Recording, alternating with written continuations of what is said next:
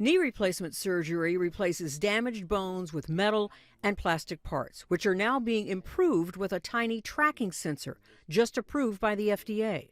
So this is a sensor, okay? It's not a tracker. It does not have any GPS information, doesn't know where you are or anything. You do something and you see how it went, and then you make a change and you see if it helped. The motion tracer records daily steps, functional range of motion, cadence, and walking speed during activity, transmitting that information while you're sleeping.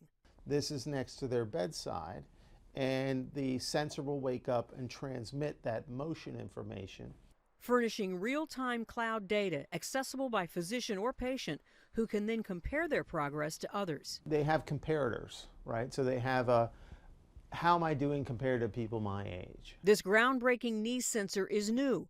Dr. Hungerford has only used it in 10 patients, but it's promising good results.